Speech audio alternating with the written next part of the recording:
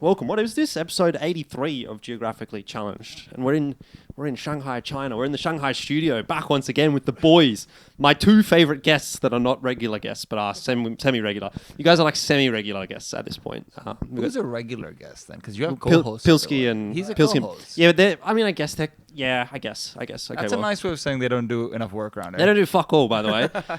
They don't do shit. This wouldn't happen without me, just saying. Yeah. But I'm glad to have you guys here. Because I don't know whether to hold it in front of your mouth or hold it for yourself and then give it to him if he's got something to but say. I like holding it in front of his mouth. We've just It just hovers over to the yeah. Do you have a comment? yeah. It just comes this way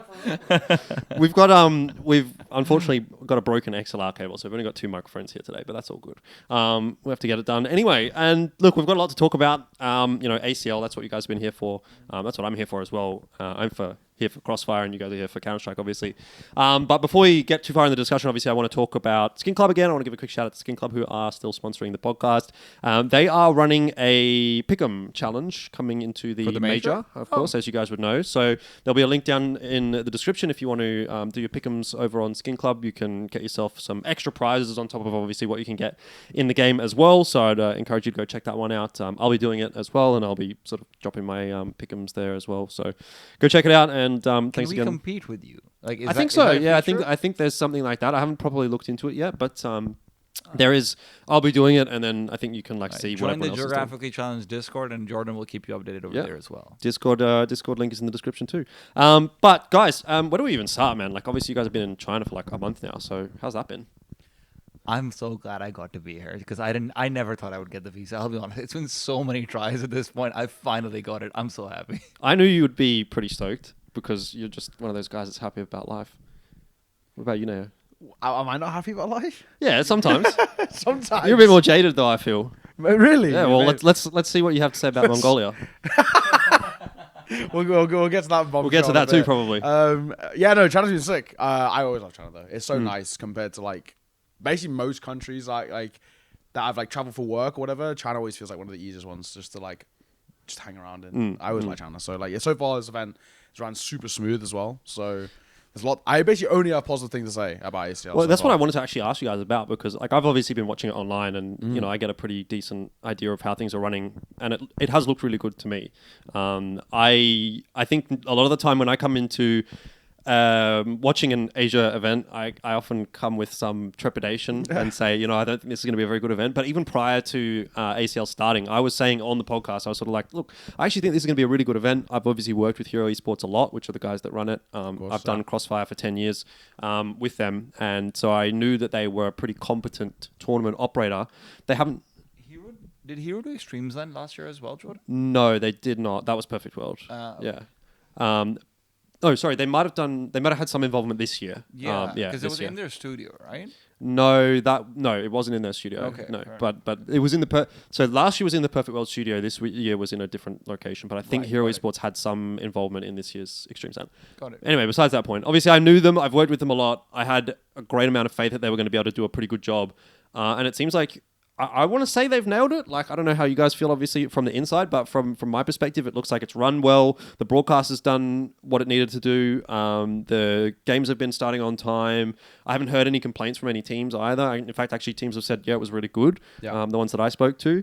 So, yeah, what's the internal perspective on ACL from you guys? I mean, I'm like, I'll always be like brutally honest. I don't give a shit if I'm getting paid. Right? I'm always going to give my honest opinion. This has actually been a really well-run event. Very smooth. It's also, I think it's got the blessing of like, most tournaments these days, especially with how the CS schedule is like we're trying to get as much done in as short amount of time. So, it's like tournament in and out in a week, doing 8 games across 2 streams, just like really like pumping it out. But the blessing with this is like actually hasn't been that. We've had started the first like week and a half, it was 4 best of ones to start, just 4 best of ones a day, nice and chill. And then like the busiest day we've got is actually just tomorrow, which is a best of 3, a show match, and a best of 3. Like 2 best of 3s and the best of 1. That's the busiest day we've got. So, we've got the blessing of like time and space. I mean, we've been here, the whole event, I think in total, like, I think from on my count, I door to door 33 days. I door to door with obviously flying and stuff and whatever. So it's like, it's a long time.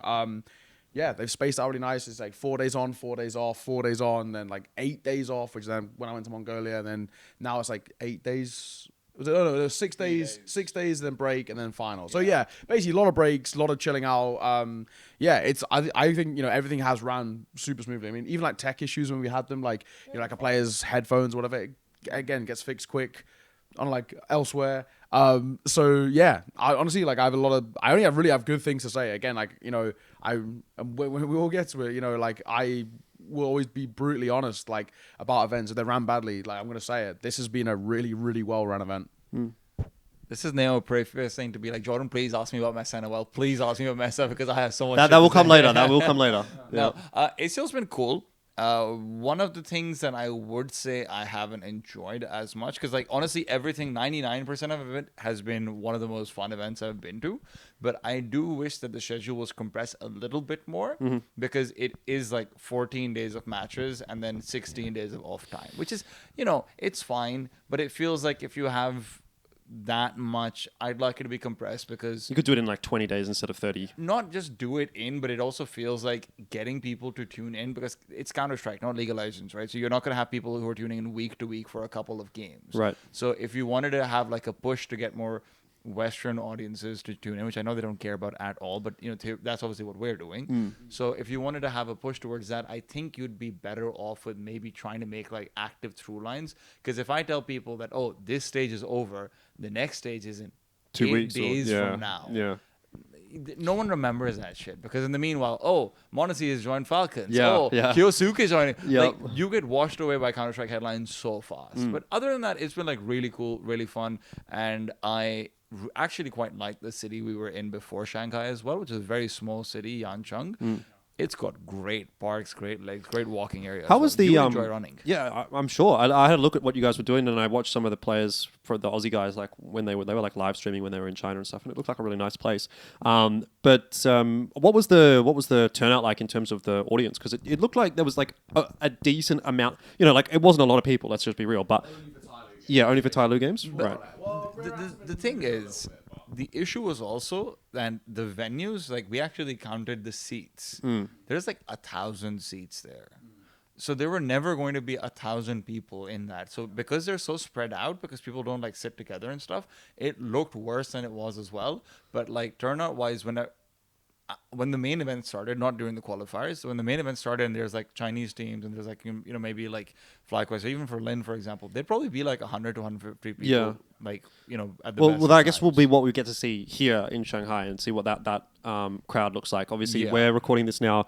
What day is it today? It's Thursday. 15th, Thursday. So your final is tomorrow, is that right? Yeah, tomorrow. So by the time this is out, we'll have sort of got the answers to that question. But I don't know. It looked like at least from my perspective, watching the stream as well. By the way, I don't know if you guys knew what the English numbers looked like, but there were some games that were hitting 10,000 viewers. The Tyloo FlyQuest game, I think, hit 10,000 viewers and stuff like that. So people are kind of tuning in. I think that's good. It looked like there was decent enough turnout for what was a small city in China for a lot of just random, let's be real, some of these games were just shit games. Not all of these games were good games. So I'm very interested to see what the turnout's going to be like now for it's going to be slightly different though, because you're also the same with you. We're in the SPD, the major arena, right. But it's not just for Counter-Strike. Yes, there's Honor of Kings, something else, and also a music festival going on in our thing. So it's not just going to be CS. Yeah, but how many people sit down and actually watch the CS kind of gives you a bit of an idea of. I'm actually interested today when we get there, because we've got rehearsal later, just seeing how they actually divvy it up. Because I was speaking to some of the Chinese people and they were saying apparently this music festival is kind of a big deal, whatever's happening in the SPD as well. So I'm not too sure how they're actually going to divvy up the space. And then Honor of Kings is absolutely massive here as well. So it is. It's huge. I do think that that's also really smart from them, because in Yancheng, for example, what you see on the stream, one of the things, I don't know if you remember this, Jordan, but in 2020, right before COVID happened, remember Blast did their London studio lands? There for their groups, and that actually ended up looking really nice on the stream, even though that was just 100 people, and there also good crowd noise and whatnot, because it's easier to mic up small areas and things. So I was actually really worried that if they were doing the full SPD arena, I would have hated it, because it's 10,000 people. I guarantee that, it's going to be really hard for a one-day event on a Friday to fill out 10,000 people. So if it's going to be 2,000-3,000, it's the capacity, and we can use that'd be really sick. I think that's smart from them. I think contextually, just for people that are maybe watching and want to get a bit of an idea of what the popularity of CS could be like in comparison to something like a Crossfire, because Crossfire is obviously the shooter at the moment. Crossfire and Valorant are the big ones in China, and Nao and I have a lot of experience with Crossfire. Last year, I think it was like 4,000 people for the grand final. Was it in the arena? I think that was the number. Sure.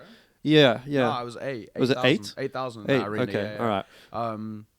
I think the arena was smaller, than Shanghai, but we had 100%. Yeah. Like, So, capacity. but what I'm Jordan, saying is so like how much is it for like regional finals? Because you guys are doing majors, right? it's a lot of people still. Yeah, they have China, so they have CFPL, which is like China their regional version thing of. is insane. Yeah. Like It's huge. It's the these biggest guys league. are superstars. Yeah, Like, yeah. yeah. So I think if you would get like even 2,000 people watching, great. I would be like, wow, that's amazing for CS in China. That's not a major. Like the major obviously had good viewership, but like how's it going to go for this? We'll find It's out. very lucky that we got Tyloo in the final. Like Tyloo and Lynn Vision in the final. Yeah, true. Yeah. Lynn Vision don't really bring that much fans, at least from what I've been speaking to them. But like Tyloo is like, I mean, even the small, like the 100 fans, whatever they had, all wearing G jerseys, all want autographs from G. Like that was like they're here for Tyloo. So I'm actually glad we got them in the final. That's gonna that's gonna help out a hell of a lot. I was going to say as well, I think low key, it's almost a good thing that we've got Chinese teams, multiple Chinese teams, and a guaranteed Chinese winner.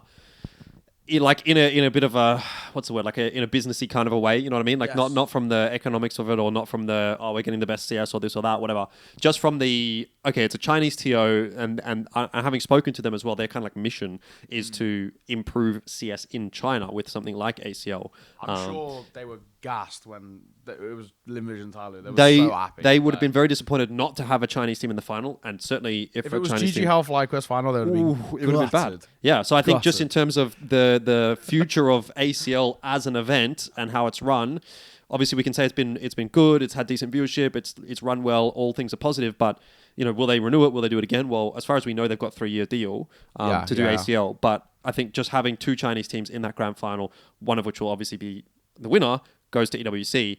That would be a big incentive for these guys, Hero Esports, to keep running events like ACL. I would think in a bit more of like a cynical way, just to see China doing well, basically. I mean, one of the cool things that they did as well, just in terms of the China building thing, obviously, is stuff we didn't even see on the English stream, which is that the Chinese Open qualifiers were all done on LAN in the same studio that the entire thing was. So 5 teams that went through actually got to play there for 4 days. So actually, what they've done in terms of the grassroots level is what I've been really impressed by, because in terms of viewership and like fan audience, I think that people would still be really interested to have a villain even, right? So if it ends up being wasn't possible with the groups, but for example, if it was like Tyloo FlyQuest for the championship and like people get a villain and people get to like cheer against someone too, I think that's super exciting too. I mean, that's gonna happen. They couldn't be. No, that's what I say. It's not possible with the groups, but like theoretically, for example, that'd be cool as well. But like, I do really appreciate the fact that it's not just like them putting all of their hopes into, we hope the final will be good. They like, credit to Hero. They have put their money where their mouth is. They've invested a lot into like the open qualifier teams and the closed qualifier teams in ways where, frankly, might even seem a little bit meaningless to us as Western audiences at times. But for the scene, it's really huge. great. Yeah.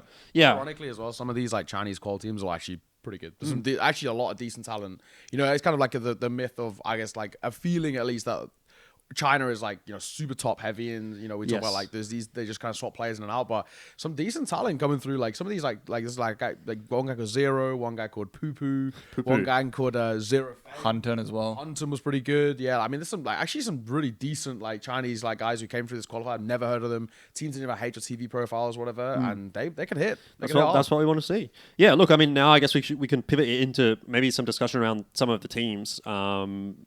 I don't think we don't need to go through like the whole bracket or anything like that, because like we said, there's a lot of somewhat meaningless games. What I will say just quickly on that is that I think it's fantastic to see like all of the Asia teams kind of getting invited, right? It's great for them to do the Chinese Open qualifier for China, but I think also, we as a region are really benefited by having, the Australian teams there, the Mongolian teams there.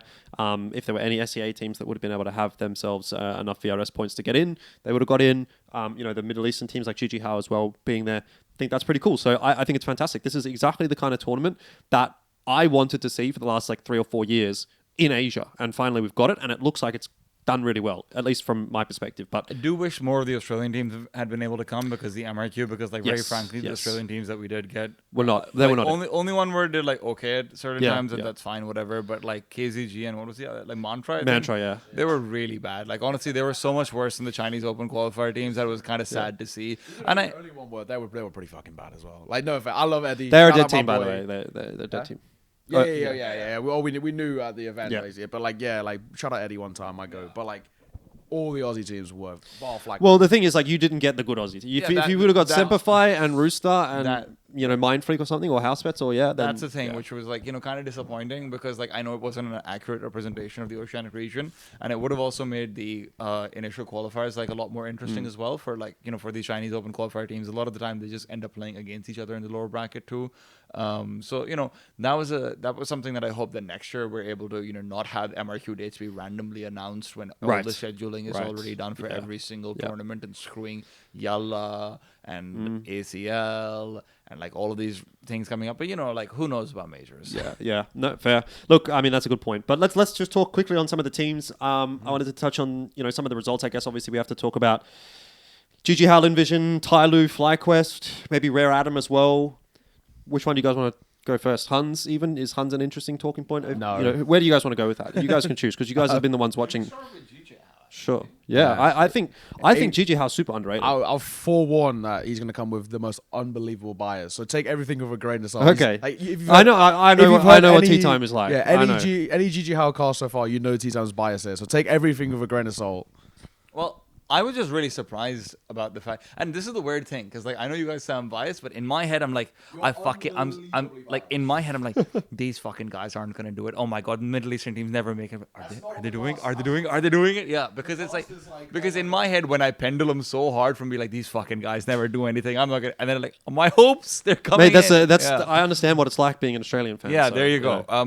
But I was really, so I always thought that they'd have like a puncher's chance in the sense that I knew they could frag, but I was really surprised when Issa was calling well. And I'll be very frank, I have always said that Issa will never be a good caller, because in my head I was like, all of his career he's been the guy who's just like, oh hey, kind of firepower, but also like later on in OG got a bad rep for not necessarily being the best communicator in the team and whatnot. And it feels like something I didn't expect, that actually communicating in Arabic has actually helped him out a fair bit in actually getting his. See, they say that, but they do it like in the mid round sometimes, is what Bibut was telling me. Yeah. If Bibu's there, but they're common English. They're an English speaking team. But Bibut said in like the mid round sometimes it starts calling in Arabic. Yeah. Maybe like just a Boros or a Samus or Mini, maybe like one-on-one. But like in general, they're an English comm team. Yeah, but I mean, whatever it is, I've just been surprised that Issa's actually been calling well, and I still think this team doesn't have the same ceiling that your FlyQuest or Tyloo and whatnot will have, because I just think those are like fundamentally better teams.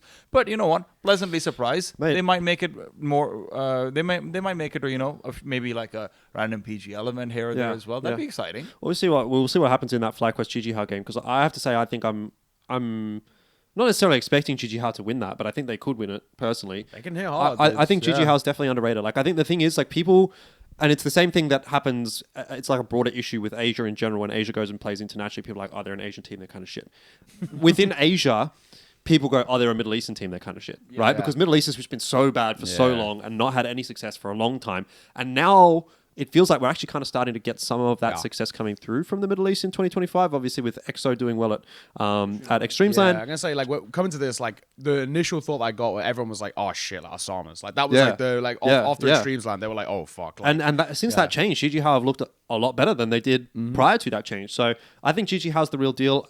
We just haven't quite seen it yet because they haven't got the VRS points up yet. yeah, we actually just don't know. Like we've been saying on like, the desk and stuff, we actually don't really know where the ceiling is just yet, because like even like obviously they can't finish first in this event or whatever, but like for your first event as a team to get top 4 like minimum, like it's actually very impressive. And this is a side with like, again, people like Isso's obviously played at the top level 4. Boris, who at one point was like one of the most untouchable riflers, like that Paris top 8 run with Monty and stuff. Like literally, like nobody, everyone was scared of him, right?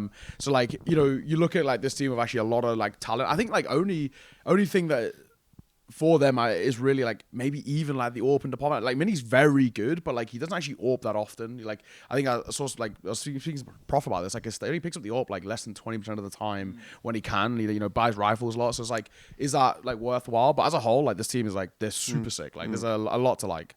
Yeah, especially when you consider like this top 4 run. The important point is that it's actually a little bit different in FlyQuest run in the sense that they actually did beat Lynn Vision in the upper bracket. So and it was like convincing win. A little bit super powered individuals coming into it, but whatever, it's okay. We take that and the. Sure, top 4, but at the end of the day, if it wasn't for the double elimination in the group stage and whatnot, maybe they could have been in the finals. That last match, if it goes a little bit differently, they could have been there. They actually get a legit win at this tournament, which is what I'm quite happy about. They also beat the Huns, right, earlier on. Which is also like, listen, Huns is a borderline team when it comes to like, but they're like a rare item equivalent in my head. But it's like, it's not a terrible team to beat. It's not like you're beating a Nomads, for example, or something, right? Like this is still like an actual relevant Asian team. So good to see them getting, a few like best of 3 wins on LAN in, a reasonably high pressure environment. Yeah. And I think if they do beat FlyQuest in that 3rd place match, that'll be where they really like announce themselves. That would be insane. Yeah. Like that would be one of the most heartbreaking things to happen as an Aussie fan. Well, look, let's pivot that into the FlyQuest discussion then, because I think we're kind of headed in that direction. I mean, look, I don't know. I actually kind of want to hear your opinions because I personally actually don't think losing to Tyloo is that egregious. Like, I actually think Tyloo's They should have won the first game. They probably should have won that first game. The second, the final of Group B, where they got 2-0'd, obviously wasn't great. Beating Rare Atom, I thought they should have beaten Rare Atom a little cleaner than what they did. Well, they were, and then they're like, they just choked. They were like, what was it, 9-3 half or something? I think it was 10-2. Yeah, it was like insane. It was 10-2, yeah. It was. Yeah, and then they just fumbled and went to third match. They would have probably gone to overtime. Sorry, I'll bring them up. They would have probably gone to overtime if not for Regali getting a 1v3 and then winning a half-fly round. Right? Like, so that's actually very concerning. Yeah. Also in that final map, when they again, they 9... lost 11 rounds. Yeah, 11 rounds in a row. Exactly. They were up 10-2. Yeah. It was just, insane, yeah. Yeah, so I don't know. Like, I just don't know what's going on with FlyQuest at the moment. Sometimes... do I know at the moment, or is it just in general? Like, is it just this team in general has always kind of been like, sometimes maybe good, sometimes maybe shit on any given day? Better than this. Like, this, like... I don't know where to blame it, like not knowing like the insides of the team. I mean, like there's obviously like there's been definitely question marks about like Urkast as a coach. Like what is he actually like that valuable to this team? But then who asked about Urkast as a coach? What the fuck? Yeah, but then at the same time it's like he apparently is quite good. But then I don't know. Like for me, just like it's got to be the ins calling thing. Like I just don't. It doesn't seem like it's clicking. Like I mean, generally the only feeling I have really with this team is like save Regali. Like he's just too good for them. Like. Yeah, that's been the big find. He's easily been the best AWPer at this tournament. Like he's been untouchable. I mean, rating wise, he actually is. And like probably like at least a top 3 player. I don't really know like what riflers. Shout out Zachar. Yeah, he's close, but he's not been as good as Regali. Regali's been untouchable.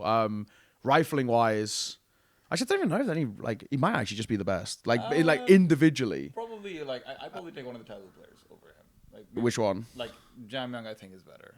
Rating wise, he hasn't been though. I don't care about rating. Like, in terms of what I've seen. Yeah, I don't know. I personally think Regali's been the best player this. I mean, I'm biased though as well because he's also like a friend. You're a Regali fan. You're a Regali hater. It's all good.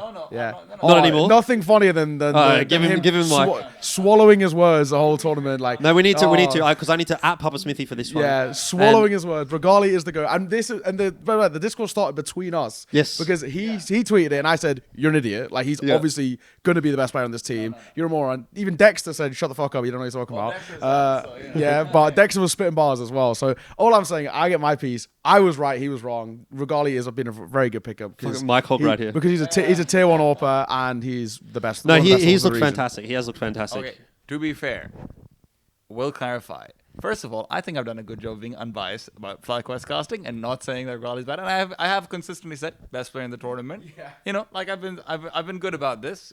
I will be a professional on broadcast. I'll be a fucking idiot on podcast. Let's go.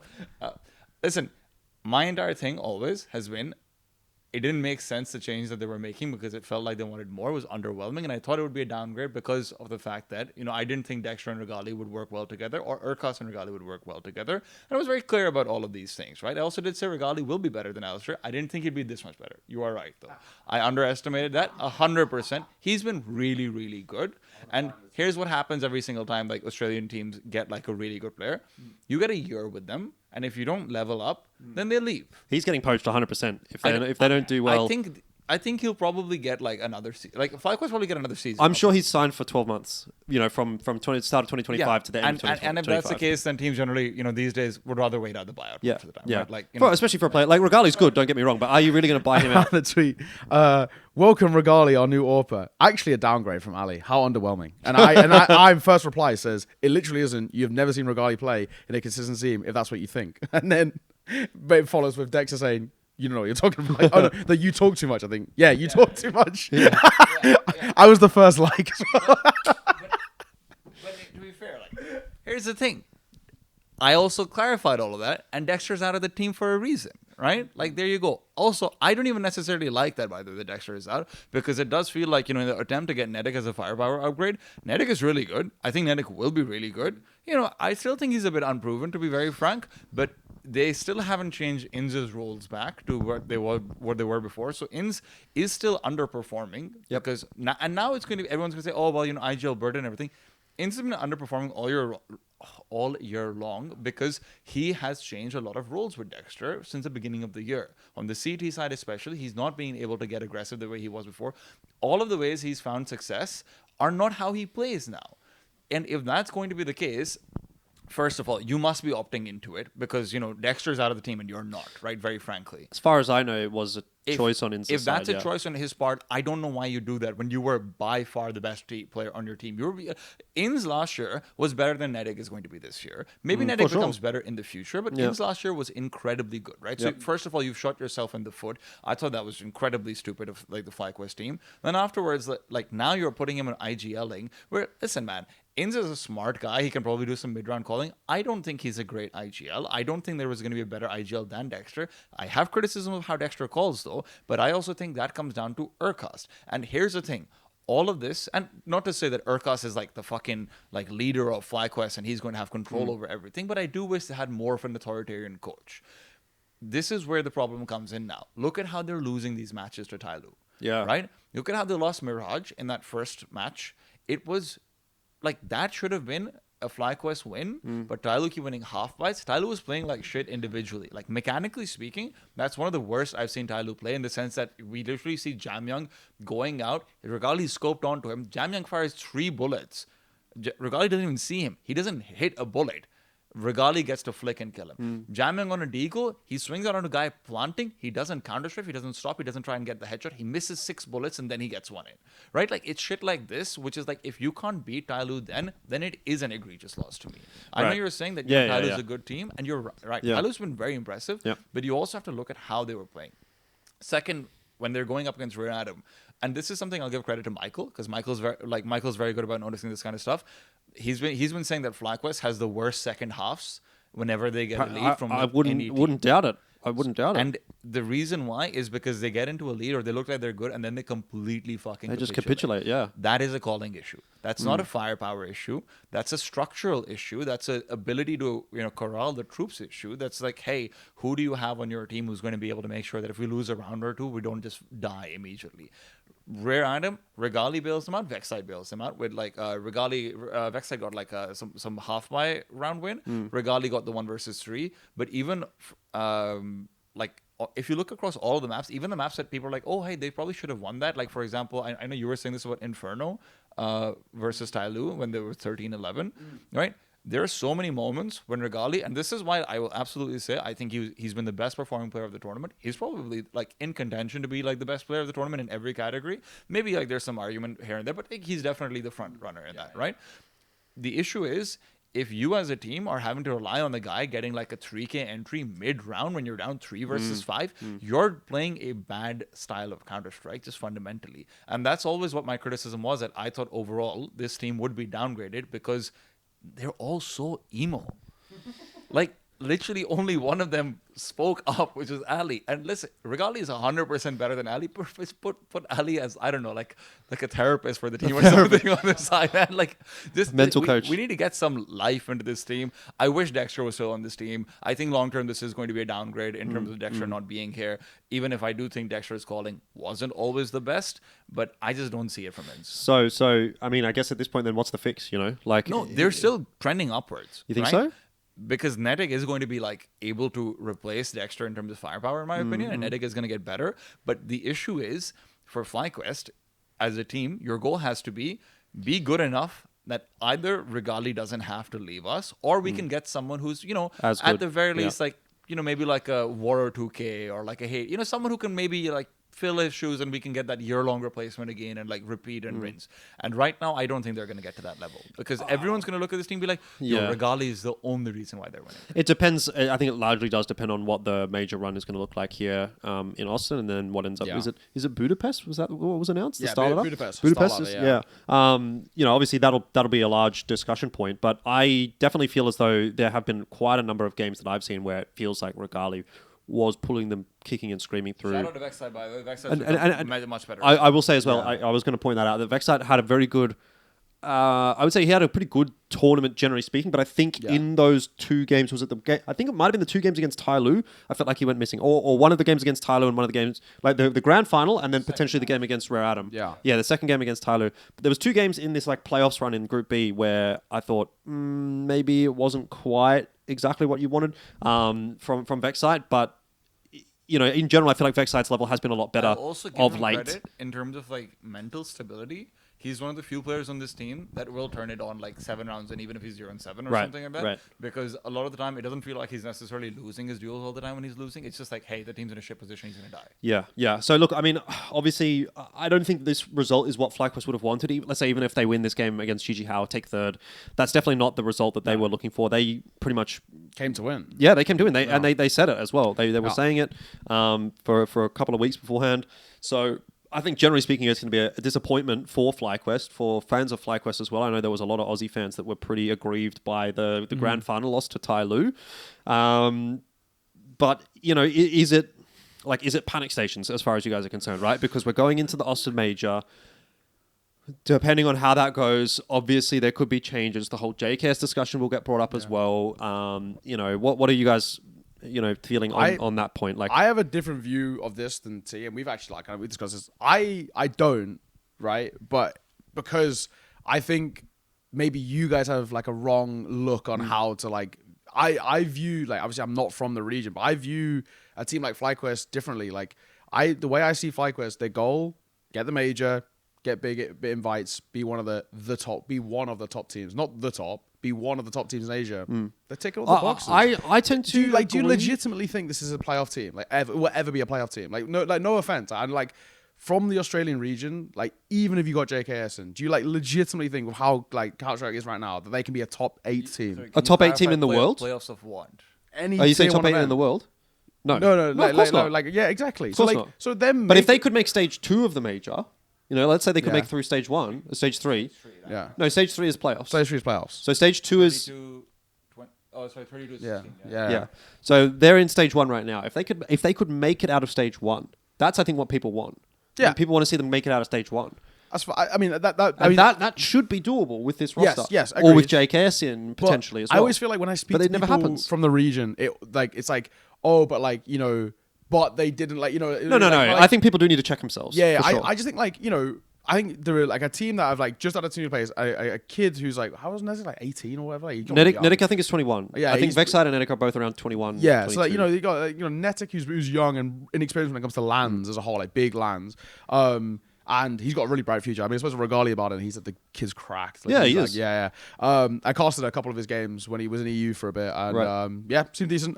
But I don't know. Generally, like the way I view this FlyQuest team, stay top 24, guarantee they make it to the majors, get invites to tier 1 events. Anything else, like I just think like feels like a bit of a pipe dream. I know you can have the dreams of like, oh, I'll be sick if they make like a run, Yeah, right? But yeah. like I feel like with these conversations, like is it panic stations that this team is a major contender from a region where they get no prag? No, like dude, they're about to earn 500k in stickers. Like, how the fuck is it panic stations? You know what I mean? Like, good point. This is like the thing that I don't know. I feel like I had this conversation. We were arguing about this the other day.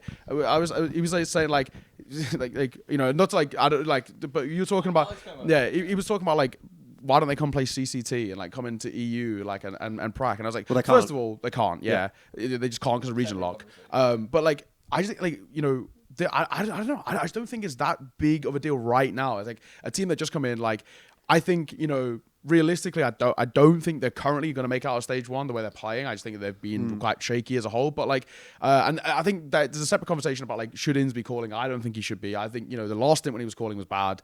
This stint has been bad. Like, just his individual form takes such a dip. And the team obviously kind of being a bit of a mess.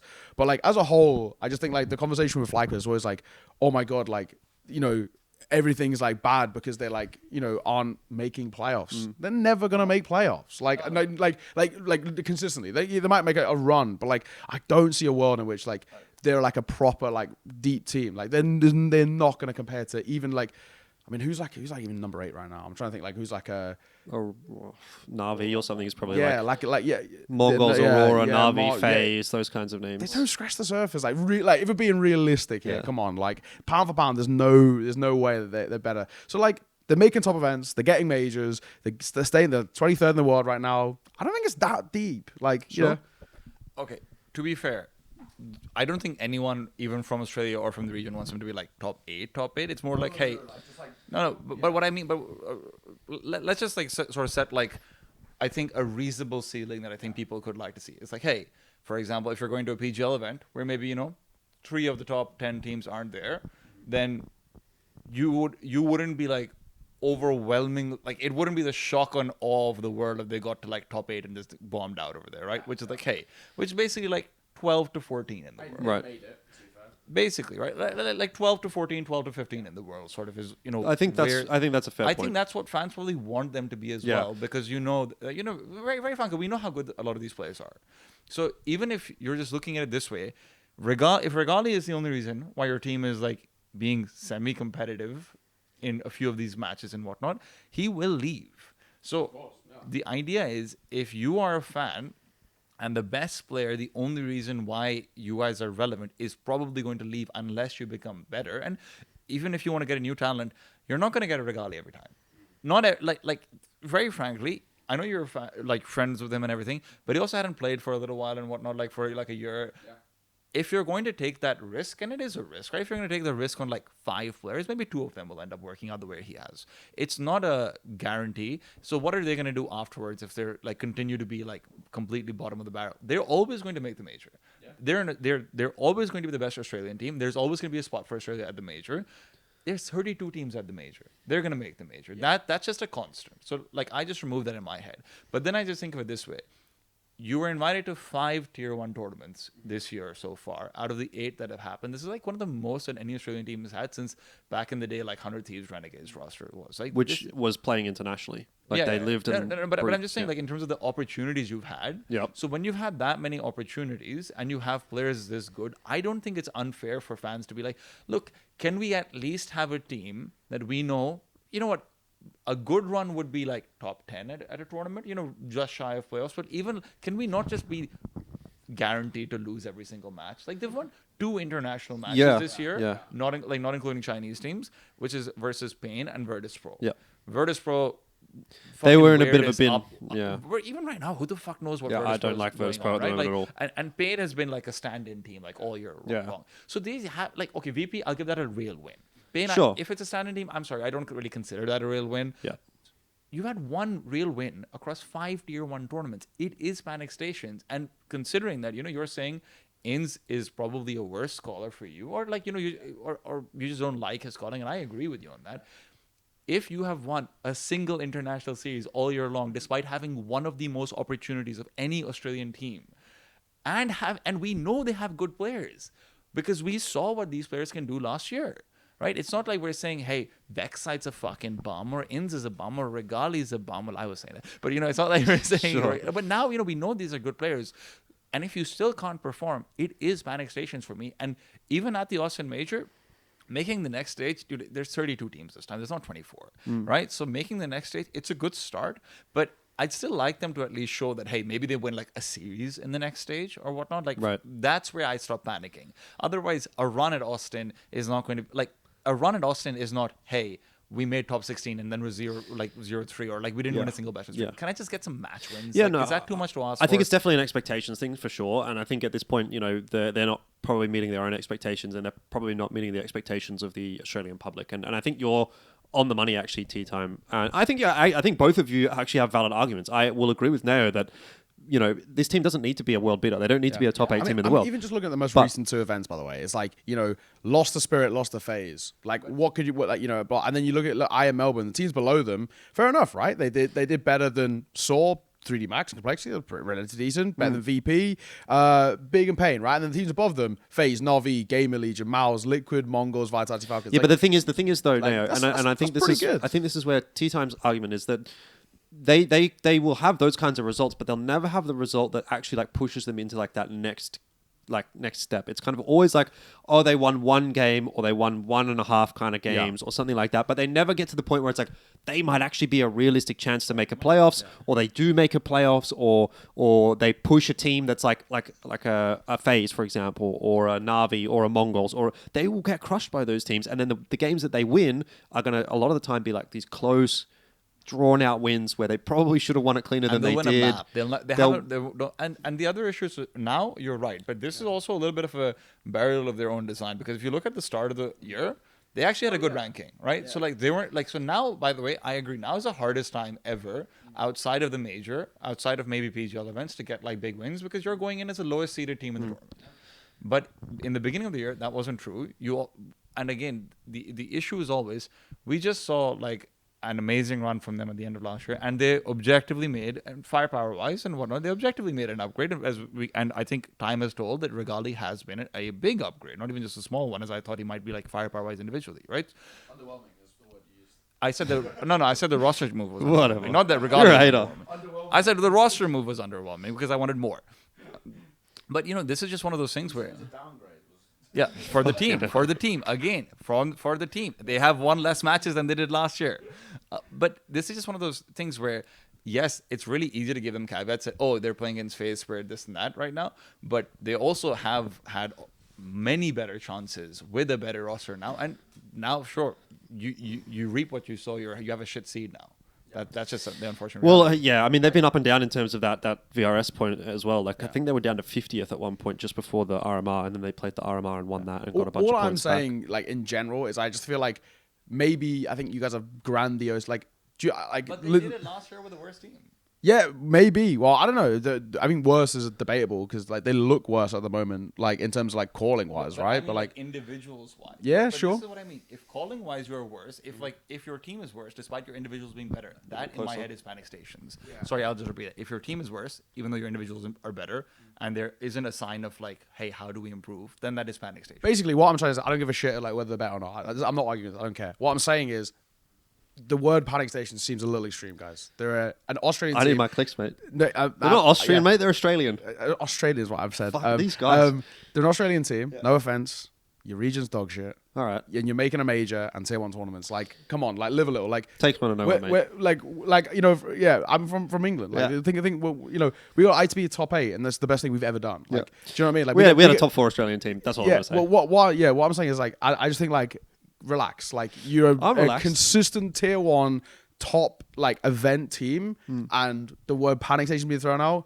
It's like I used to get like really like irrationally pissed off at Big for the moves that they would make, and then I sat down with somebody from Big and they were like, "You do realize like all our sponsors are German? We just want to be German." And I was like, "Fuck yeah! Like why? Like what? It took like FlyQuest. They're an Aussie team who are going to tier 1 events. I think they're pretty happy. Like I think I'd like obviously they're not happy to be losing, but I think the org as a whole is like still not in the spot where they're like, oh shit, like. I think the org just wants to make the majors, really. Yeah, That's exactly, and they're doing their job. And I think that if they really were like, oh shit, we want to be a contender. No offense, they're not having a. You'd have 2 EU players at least. Yeah, you'd have 2 EU at least. And JKS you still keep the Aussie call for the invites. But you'd have JKS in there, and you'd have obviously Regali, and you'd have another star rifler from EU, right? And that's on IGL, yeah. To be honest, they may go in that direction at some point down the track. I don't think it would be that bad. Like, I think this Nesta kid looks pretty sick. Yep. He's pretty good. Obviously, keep Regali if you can. Maybe get a better coach as well. Bring in Cassard. You lay down the law. Fucking hell. Really lay down the law here. Legitimately, I'm not even joking. I think he actually could be an upgrade as a I don't coach. think he'd say yes to it. Though. Oh hell no! But I'm not even joking. I think Cassard would actually work wonders. He's a good coach. Like he's had a very good But track record. I also just think he's just strict. I think they need that. I think they need someone to be like, you know, something like how they crumble, right? They need a coach to be like, what the fuck are you guys doing? Like, just somebody to be like, you shut up, stop doing this, we're winning this, see it off now. Like, I feel like sometimes, like, I don't know Urkos at all, but he feels like too nice. You know what I mean? He's sometimes, a very nice guy. Yeah, sometimes I see like when they call attack pauses and they're like, you lost like fucking 8 rounds in a row, and it's like, all right guys, like, well, might try this. Cassard be like, I'm gonna kill one of you if you don't close the game out now. I'm actually gonna strangle you, mate. Like, if you miss another headshot, you're fucking dead. If you keep whiffing, like, I'm actually just gonna take your money. Like, you're not getting paid. Like, contract is void, null and void if you miss. Got a lot of I experience think with that. Cassad's already had enough unpaid Oh players. yeah, true. Yeah. Fairness, bless them. But no, like, I just think they need like a coach. But yeah, what I'm saying is, as a whole, I think doom and gloom mindset, relax a little bit. Maybe I'm a bit of a glass half full kind of guy, but like this, I feel like you guys you're okay. Like, relax. All right. You're making every big event. You're guaranteed the majors. Chill out. It's a lot of FlyQuest discussion, more than I thought we were going to get into. That's probably like 20 minutes of FlyQuest, so sorry to all the non-Australian fans that are watching. Let's talk Tyloo Lynn Vision. I think we can lump them together, to be honest. They've both made it into the grand final here of ACL. I think things are going pretty swimmingly for these two teams at the moment, it has to be said. I had coming into this and coming into the MRQ as well, a bit of a negative view of Lynn Vision. I was really high on them when they picked up Call Me Sue. I was like, this is sick. This is a great pickup. Obviously way better than flying in a fufu. We've got Starry and Call Me Sue instead. Yeah. Zach is in great form. This team should be good. And then I watched them in ECL and they played a decent couple of games. I was like, fucking yeah, these guys are going to be sick. And then they just started shitting the bed again. And I was like, fuck, Lynn Vision, they're just not quite got it. But then they played the MRQ. They qualified there. They did pretty well there. They've obviously done well ACL here at the end as well. Yep. And then they've done well at ACL. So it seems like it's coming together for Lynn Vision. And I think also 2025, it really seems like it's coming together for Tyloo as well. We look at the ESL Pro League run that they had. They've now finally qualified for a major with this core, which is something that we were hoping for 6 years ago. For fucking ages. Literally 2019. 2019 is when we first started watching like the Vici gaming. Sure. But even like, more specifically, this iteration of Tyloo, which was like the quote-unquote Tyloo super team that ever since they got Starry from Lynn Vision. Rest in and then peace to super team. That didn't happen, and then they sold him back to Lynn Vision, and then they've now got, what they've got. Like, finally, it seems like this Tyloo that we've all, as fans of Asian Counter-Strike, of Chinese Counter-Strike, have been saying, this is the Chinese team that we've been waiting for. This was like the prince that was promised. This was this was the hero of the ages. Tea time, if we've been talking about Mistborn just prior. These guys were the heroes of the ages for Chinese Counter-Strike, and finally it seems like that is kind of coming together. You don't need to, mate. You're not educated like Tea Time and I. You're just some fucking guy from, where are you from? In Sheffield? What? Manchester? London, bro. I'm London. Tottenham? Tottenham, no. Let's go Tottenham. Well, I live in London, but whatever. I'm Anyway, not from London. look, this is Liverpool, what I think finally we're getting that Tyloo that we wanted, right? Yeah. And in tow with that, we've also got a Lynn Vision that's looking decent. Personally, I haven't been a huge fan of Rare Adam for a while now. They're shit. I really terrible. haven't enjoyed watching any of their games. But if the dead. price to pay for Lynn Vision and Tyloo being decent / better / on the improve is Rare Adam going down the toilet, that's a price I'm willing to pay. Just like Rare Atom, they are actually like in a really Friendship ended with Rare Adam. unbelievably precarious spot. I mean, like, you hate to say it, the man on the back of your shirt, Kaze, gotta go. Yeah. Gotta It's go. not He's good. washed. Like, he's so bad. But like that team's actually like the word we've been bringing up on the desk is like limbo. They're actually like they're nowhere near Tyloo and Lynn Vision. Like in terms of the ability, like the quality of counter attack they're playing, but like they're like too good for like, like the Nomads and teams like that. So they're in like a weird spot where it's like, you're actually not good enough to make events now. You're not good enough to make it to the major. You're like, not even going deep in these sort of tournaments. And it's like, like Rare Atom are actually in a really, really fucked spot. But like, like they need serious roster moves. But again, we're being a little bit more positive. Like we saw a lot of decent talent at this event. Not that they would go for them specifically, but just as a whole, like it does seem like a little bit of a deeper scene than I initially thought in China with all these kind of kids that are coming through. So at the very least, they should be making changes, and we'll see what they do. But yeah, the positives like Tyloo and Lynn Vision both look great. I mean, Lynn Vision until they lost to JiJieHao on like a 23 match unbeaten streak. Yeah. I mean, obviously a lot of them are In best Asia, of ones yeah. in ECL and stuff. But like as a whole, like still pretty good. Like that's consistency, which is Yep. what one thing we want. And Tyloo looked great. And not only like do they look great, but also is like, you know, like everyone loves G, which is Yeah. good for publicity. Like, you know, Yeah. as a whole, like it's a good time for Tyloo. Like they're an organization that are once again being like revered with a lot of love. Like everyone's like saying, Yeah. oh, these guys are great and they play good Counter-Strike and G's funny, like great interviews at Pro League and stuff. Like I know it's like not in the game, but small things that actually No, it like, matters a lot. yeah, helps brand awareness. If you're trying right? to build a scene, and that's what China is trying to do at the moment with Exactly. ACL, and obviously they've had the major in China. Like you can kind of feel like Counter-Strike in China is somewhat being galvanized in the last sort of 6 Yes, to 12 months. agreed. So it's really important for them to have decent teams, but also personable players. And I think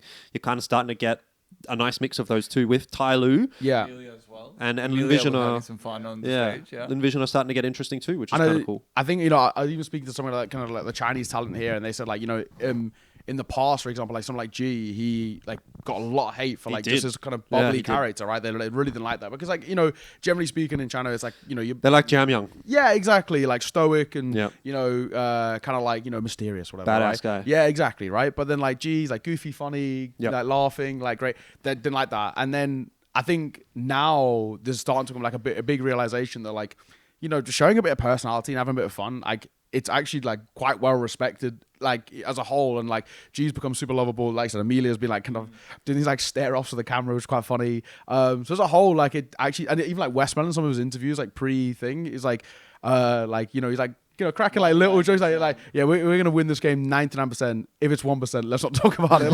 Like you know, like it actually feels like it's a good time to like be an enjoyer, even if you like don't follow the scene regularly. Like it's kind of a good time to get in. There is storylines, there's people Yes. to attach onto, right? And there's organizations to attach onto which are notable. Obviously, Lynn Vision. For like the most like the real like basic fans, less so. But like Tyloo as a whole is a name that even like, you know, like mates of mine who haven't watched CS since like 2018 They know and be like, Tyloo. oh, I know Tyloo. Yeah, Yeah, exactly. yeah, So yeah. like, yeah, like it is actually like I think it's a good time. And then, you know, talking about the Counter-Strike, like I think actually like Zaka has been phenomenal. Like some of the like genuinely bailing like Lynn Vision out of some dark times. I mean the map he had on Dust 2. Yeah, oh man, like some of the rounds he's been playing like absolutely lights out. And then like G on Inferno against Tyloo just lit him up. Like against FlyQuest, Yeah, he fucking owned them, yeah, didn't he? he absolutely lit them up. Both Infernos. He was incredible. He's in both always been series. good on Inferno, by the way. Yeah. Like just like I don't know, I test or I feel like all the good games that I can remember of G. He's always been it's really been well positioned on CT Inferno. actually, because on other maps he sometimes feels a little bit afraid to take peeks and stuff. But even when he was on Lynn Vision, because I remember the first time Michael and I casted him when Zachar was moved away, and we were like, "Fuck, man, why did they move Zachar away?" Because like we've been fans of Zachar for a while. Yeah. And we were like, and we saw Gio on Inferno. I was like, "Holy shit, this is the best opera in China." Then we saw him on every other map. Like, okay, he's got a while to go. And good to see that he has actually, you know, gotten this much better. The only like thing that I would say that I feel a little bit worried about. So number one, we have amazing regional matchups now, which are genuinely really exciting because we get like really unique styles. Tyloo is still kind of the super team style, in the sense that, you know, a lot of it will be like mid-round individual moves made. Attacker has actually been really impressive as well. I was surprised he's still this good and whatnot. Mercury, Jamyang comes in for these late rounds. Mercury, Mosea will do shit in the mid-rounds. Then you've got Lynn Vision, who like from match to match feel like they have the best calling and in terms of best structure and pre-game planning when it comes to recognizing their own issues. So like the adjustments they made from like match 1 versus JiJieHao versus match 2 versus JiJieHao, playing completely different CT styles. Really interesting stuff, right? The only issue that I sort of have for Rear Adam in my mind is because, Jordan, I was with you. Like, I was kind of down on Rear Adam before they had the ECL run, especially, because I didn't think they'd win ECL. I still think they might be struggling a little bit internationally because they don't have a real star rifler. Lynn Vision, this is? Yeah, Lynn Vision. Starry's spin off, for sure. Starry's been off for years now at this point. Like even when Starry went to the Tyloo Super Team, I was not the biggest fan of it. I actually think Attacker's been great for them as well. He has been, yeah. Yeah. So what I would just love to see, and I don't know who I'd replace because this is just like a random thought. I'd have to like sit down and go demos. Is, man, I'd love to see Child King on this team because Child King is such a stud, man. Like Child King is incredible. No matter what's going on with Rare Adam, he had a few bad games. That's fine, but like individually, mechanically, he looks great. He's also good at like some of the smaller things that sometimes Chinese riflers aren't, which is like, just making sure you're kind of working on utility, dodging flashes here and there and whatnot as well. Still, when you have an execute coming towards you, he'll actually anchor a bomb set as well. He's not just, I'm going to get aggressive every single time. So I really have enjoyed Child King a lot. And I do hope he gets out of this Rare Atom prison because, frankly, on Rare Atom, even if you upgrade Kaze, there aren't enough. that many like great like there are better operas than Kaze, but there aren't operas who are good enough to also compensate for the other lack of I just think firepower and yeah. structure. I mean, I think Summer and somebody up definitely past their prime for sure. I don't like watching you can somebody have play. one of them Yeah, on a team. yeah. Like one of them can fulfill the attacker role, for example. Yes. Right? Like attacker, you probably can't have multiple attackers. Yeah, but on you Tyloo. can't have somebody doing what he does, like fucking running it down, jumping through smoke, doing this and that, and then have Kaze who's not AWPing well, Yes. and then you have like your two kind of like quote unquote star riflers or core riflers being Li Hang and Chao King, who are not the most consistent players. Like these guys are not your Jam Youngs. I think Child King's getting close, but Li Han Sure, definitely is. sure, exactly, and like you just don't have enough pieces that are there consistently enough, and you're almost never getting anything from Summer. I feel like you're almost never getting anything from Summer and Kaze at this point. Somebody's like Yeah. a wild card, and he might have that game where he carries you 1 in every 10, for example, and that's then you're like, okay, well, Chao King and Li Hang almost have to be performing every single game, plus one of these other 3 that we talked about, which don't ever really seem to turn up. So I just don't think that there's really enough there for Rare Atom at the moment, which it's a little bit disappointing. I think they've had their run. I think they played their role in a sense in that like transition period within Chinese Counter-Strike where, they did well towards the end of 2024 and they've come into 2025 and they've allowed, the Lynn Vision and the Tyloo projects to kind of overtake them. Let's be frank. Rare Atom badly managed roster. There's nothing else to it, right? Like the core of Tyloo was with them first. Yeah. They dropped them. Yep. They were orgless for a month in fielding offers. Then they went to Tyloo. Remember when Tyloo had that meme bench of like 7 people on it, right? Like that's basically when that happened. So Rare Atom is just, I think this is just organizational mismanagement. I mean, they had that EU mixed EU China mixed team at one point as well, which was just a flop. Kriaz and Bloggers. Oh, was that Rare? Wait, That was Rare Atom, Who yeah. was Fuzi and Coolio? No, they were saying Rare Atom. Oh, okay. That was before. And Right, then right. Before that as well, they had Emmy. Was it Emmy and Roger, but that was Tyler. That was Tyler. That was Tyler. Oh, Yeah. right. But yeah, like One of them was Wings Up. Maybe Kriaz and Bloggers was Wings Up. Yeah, and Yeah. then Fuzi was definitely Rare Atom, Fuzi was yeah. Rare Atom, and Fuzi and Coolio.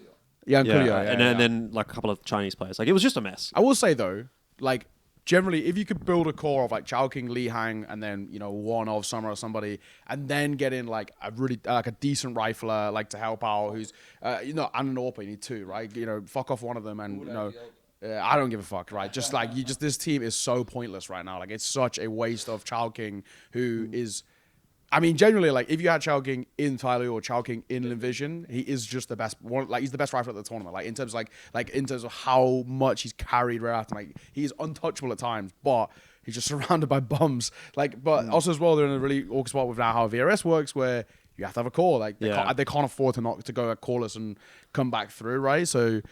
They're in a weird spot where they need to rebuild. I mean, I actually don't think Li Hang's that bad. I actually quite like I think Li you Hang. keep Chao King, Li Hang, and Summer, and then try and change up somebody. Need an AWP. And Kaze. I mean, somebody had towards the end of last year or towards the start of this year, there was some rumors about him potentially retiring.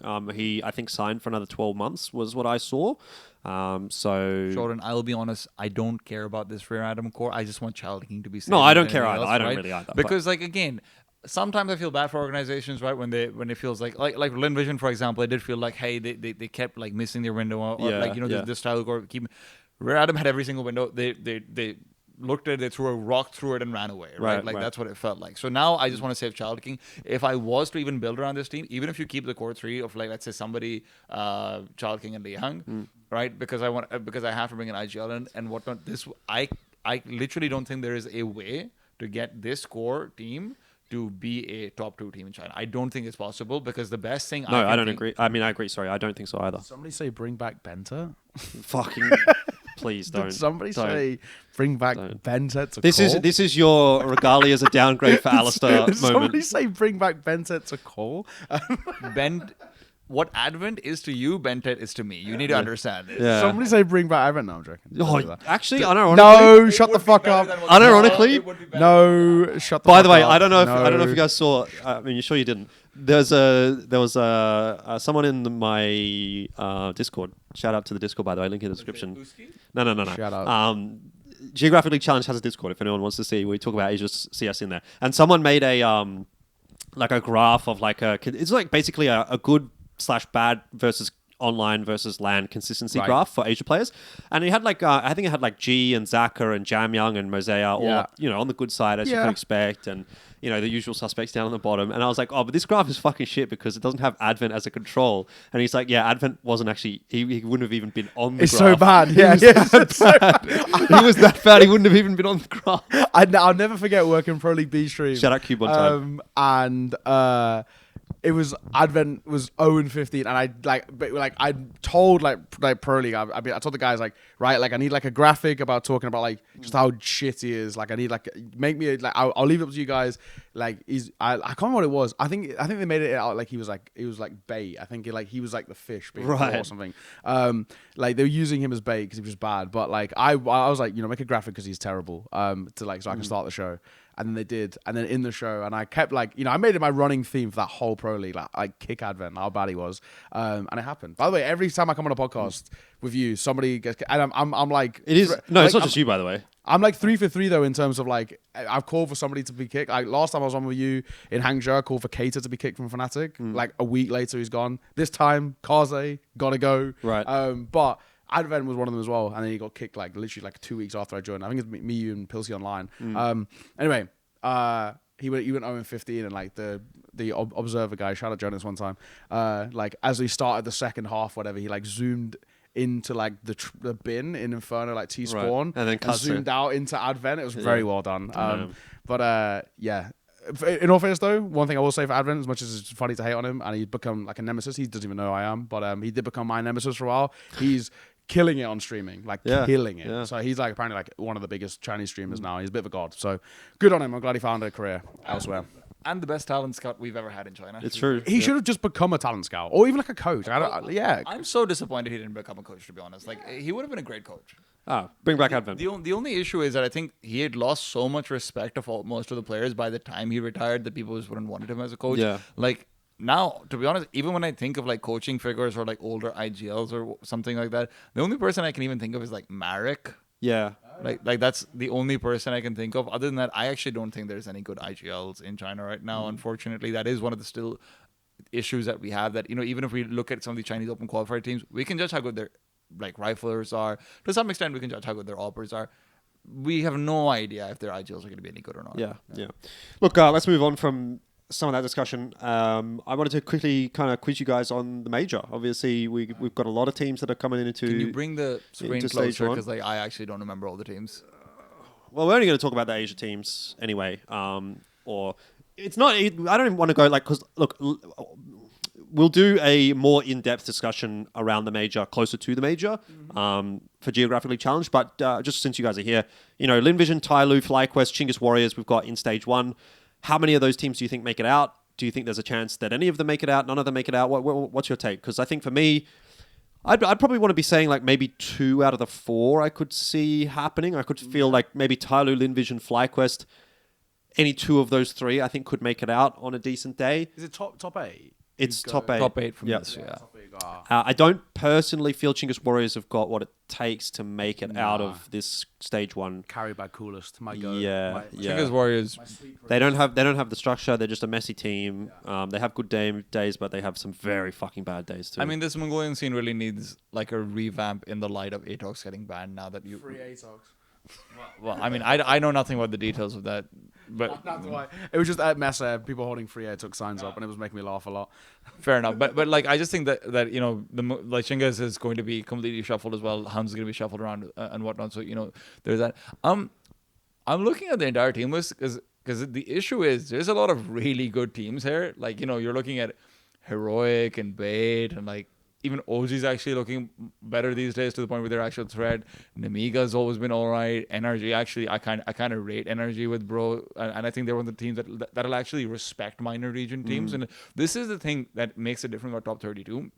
Because I want everyone in Asia to remember, we are now considered somewhat relevant. Yeah. So welcome to being anti-stratted the fuck out, right? So I am kind of worried about that.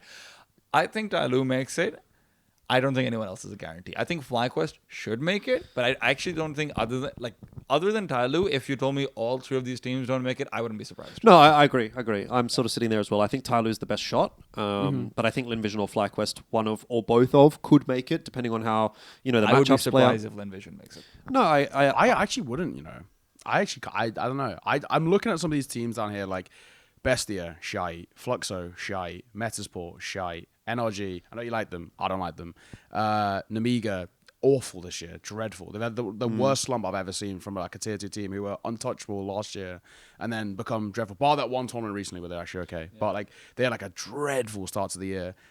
Imperial, they have been a meme all year, right? How bad they've been. Chinggis Warriors, agreed. And then OG, I think, are actually really good. But like as a whole, like I actually think there's I think they can get 2 minimum. I if I'm actually being like a bit of like a Asia hopium a little bit, like I actually legitimately I would not be uber surprised if they got 3. Like Tyloo Lynn Vision, FlyQuest. I don't think Jinx would have a chance, but like I actually think like that lower end of the pool's not actually that strong. You got bad South American, like Bestia just pain me to watch them. Fluxo have been like so mid for a while, but they did win ECL recently, so I'll give them their credit. Metasport finally made good roster moves, but they're still like a pretty mid tier 2 team. They're better. They're definitely better than they were last year. Okay. But I still would rate Tyloo and Lynn like above them. The only reason why I'm concerned about Lynn and I wouldn't expect him is because Lynn are like notoriously jokers internationally. Yeah, they're bad. That's the meme what everyone was saying, right? Yeah. Like Tyloo are actually good against international teams. Lynn aren't, which they've slightly-ish shaved. That's always been a little bit overrated. The only thing is though, where I actually think Westmoreland suffers as a caller in the majors, especially, is I think he's very bad at prepping for a team that he doesn't know he's going to be playing, and that's one thing that yes, with PGL now we're more used to it, but with Swiss stages at the major, you get like there's so many teams. You have to. Its preparation is very different compared to any other tournament as well. Yeah. Because at the very least, like even in a PGL event, you know that by virtue of your seed, you're probably going to play one of the better teams. Yeah. Over here, all your seeds are very similar, right? So it is quite random. That's why I actually think Lynn Vision got downgraded. If this was like a PGL event, for example, or something like that, I think they'd still perform a little bit better. If I was to put them in a random BO3 match, yeah, I think they can probably beat a lot of the teams you're saying. I'm just concerned about the choke factor more than anything else. They are. I mean, quality-wise, they're good enough. I think we have 3 like quality-wise good enough teams to make it forward. But choke factor is what scares me for both FlyQuest and Lynn Vision. I do think of the 3, Lynn are like the most likely not to. Like I think Fly should be fine. Like and then Tyler. I think Tyler should be a guarantee basically. Yeah, Tyler been looking really good lately, especially on LAN. I feel like that's one thing that we didn't mention when we were talking about Tyler, but I feel like they're just a lot better on LAN than they are when they're playing online. Does Austin have a crowd for the non? No, I don't think so. 2 onwards. Yeah. Not first stage. Not Budapest. I think it was a big deal because they had all 3, and that was why it was like, this is a big deal. So I assume not for Blast. I'm pretty sure. I think I saw it was stage 2 onwards. Yeah. I think. What about the Mongolz? We'll get our clickbait moment here. Can the Mongolz hold on to a stage 3 invite? I think that would mean they have to make playoffs. Is that right? Yes. If they want a stage 3 invite I think next now it doesn't matter. Sorry, it's VRS. VRS ranking, but so that's pretty like playoffs. Like isn't like it gives them another slot to Asia, right? Doesn't it work? I know. I think that's changed now. Actually, they've changed it now. I think it's just VRS. It's full VRS now. I think so. Yeah. Okay. Well, regardless, how do you think Mongolz will go? You want to go first? Here I'm just looking at the team. I mean, it's kind of hard to say because we don't know the next sort of 8 teams that are going to make it into stage 3, depending on what happens in stage 2 and stage 1. Falcons are in stage 2, so that's one thing. They're about to smurf through stage 2. Mongolz, I look at the field at the moment, and I think they should be not a shoe-in for playoffs, but they should be a very, very, very strong competitor to make it to the top 8 to the playoffs at the very least. But whether or not they go further than that and make it to a top 4, I think is wishful thinking, to be honest. But I think they should make top 8. Anything else at this point would be a disappointment, which is funny considering. Now, if you remember, you were with me last time we had a major discussion. We were in China doing Crossfire last year for Shanghai.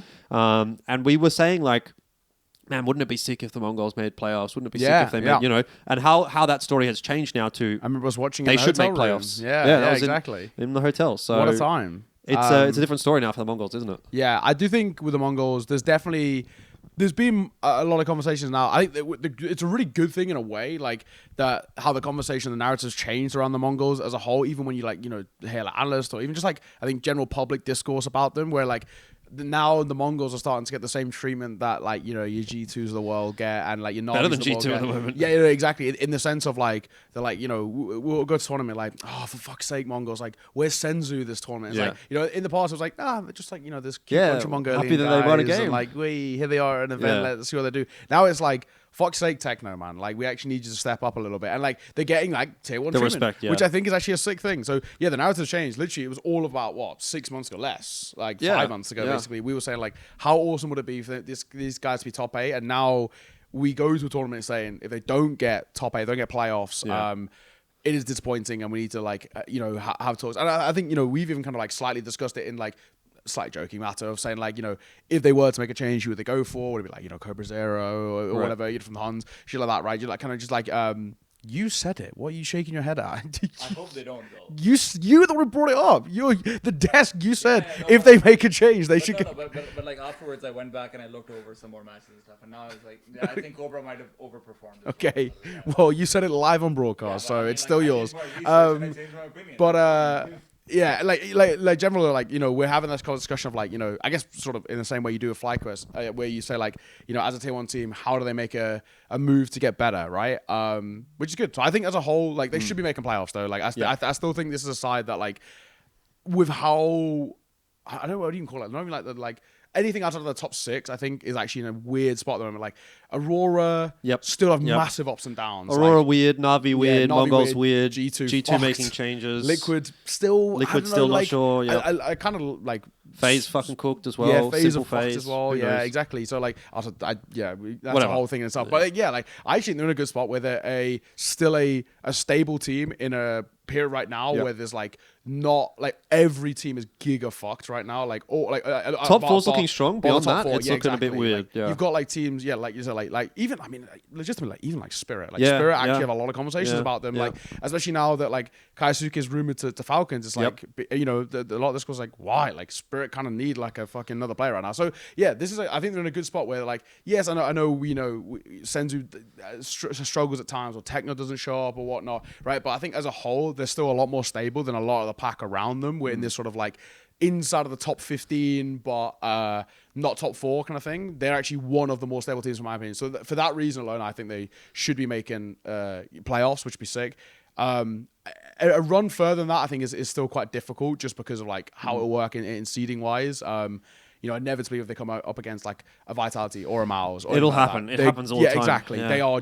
I don't see a world in which they make a pass. And obviously, like, I always think as well, even still, if you get Aurora on a good day, like Aurora is still really difficult on a good day. She's started to have kind of a lot of bad days recently as well. So yeah, but as a whole, major playoffs, I'm happy. Anything more is cherry on top. Lock him in for playoffs. So obviously cool that the conversation has changed and everything. It's clear that Mongolz, Aurora, and Navi are like the same tier right now. The way we sort of are in terms of maybe probably like 5 to 7 or so, and then they're kind of interchangeable. I think all of them have their own strengths and weaknesses, and it really is just sort of the day and who's done better preparation and who's like players are showing up. The only concerns I have is Liquid could level up quite a fair bit. And like they have already looked a little bit better as well overall. I don't care about G2. I think G2 is a completely useless team. And I am a little bit concerned about the off chance that FaZe somehow becomes good. Yeah. Right? That seems to be sort of the only Falcons thing. is Falcons is just better than part of the conversation. Let's be frank. Falcons are just like a very, very good team. Yep. And that's fine. They might be the best team in the world by the time the major You would need someone of like 3D Max, VP, Pain, Furia, MIBR, M80. And Complexity here's heroic the thing. to like really step up. Mongolz does sometimes They lose random do. series. They do. So yeah, I mean, if they don't make playoffs, it is disappointing. Yep. But I'm not like 100% on them making playoffs over here either. And I will give a disclaimer that normally in like most years I have watched every single Mongolz demo that like they play. This year I haven't been able to because I've got like shit going on in my life and whatnot. So I'm a little bit less informed. Mostly I've just been going off of VODs and stuff, not actually anything inside the demo. But I'm a little bit concerned that they might be on a downward trend just looking at results and whatnot, because normally what happens with teams is that teams that are incredibly stable, they have like a sort of, this is used a lot in League of Legends, so you've probably heard this, Jordan, but like the King of Spring title, which is that in the beginning of a season, that's their time to look really, really good. and they're gonna maybe make some like top fours here or there, or like maybe like make a playoffs run like the way like Aurora has, for example.